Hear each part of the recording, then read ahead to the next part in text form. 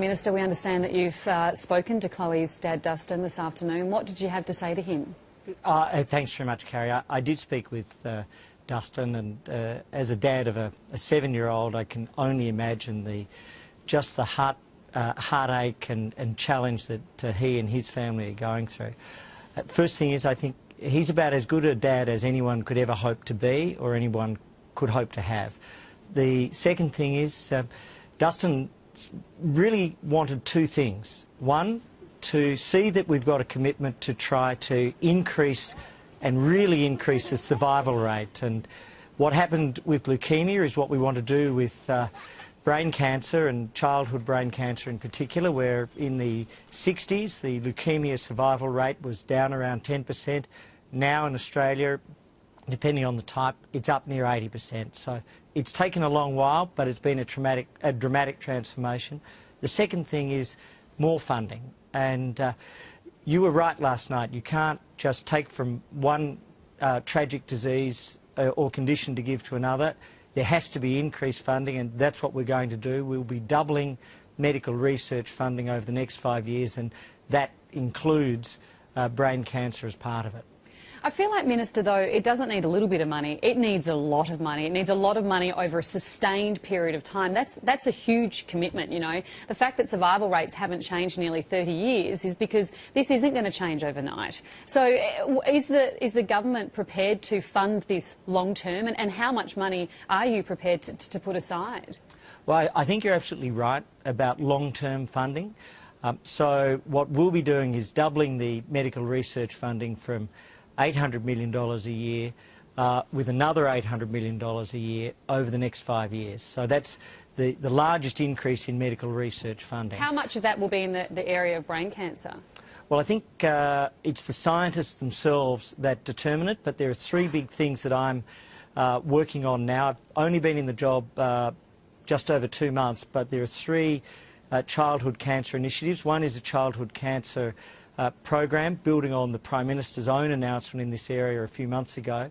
The second is more clinical trials, and the third is new treatments such as proton beam therapy. I'm very hopeful that they will all be something that I'm successful, along with the Prime Minister, in securing. People such as yourselves and Dustin and a grandma in my electorate, Jude Donoghue, you've all been fabulous fighters for this. Now it's our turn to give back, and I think we can do that with those three initiatives, and then the overall doubling of medical research, and that should flow through to every one of the major disease areas such as brain cancer, ovarian cancer, leukemia, lung cancer, just cystic fibrosis, things which are each so critical to those who are suffering and those who have family members that are suffering. The overall funding for cancer intrigues me, though, Minister, and maybe you can help me here, because in 2012 the government spent $192 million on all cancer research through the NHMRC, so that's the federal body that deals with that health research. So $192 million in 2012. In 2016 that amount shrunk to $170 million. So that reads like a cut over that period of funding for dealing with cancers generally, and then brain cancer is only getting a very small amount of that. Is that a policy mistake? Will that be reversed? Well, we're actually doubling funding. We're going from approximately $800 million in the last year to double that over the course of the next 5 years. That's going to be the But largest that's overall growth. medical research. I'm talking here about the cancer funding pot through the NHMRC. The allocations are made by the scientists, and it's an international panel of scientists. Depending on the projects, and in any one year you might have slightly more in one area, slightly less in another, and it depends on the particular projects. But the commitment that I'm making is that we will be doubling medical research over the next half a decade. That's an extra $800 million plus, and that will be in proportion for all of the cancers, and we lose 47,000 Australians a year to cancer, just a terrible loss, and about 1,400 of those are to brain cancer. And that in turn there are two big things we have to do.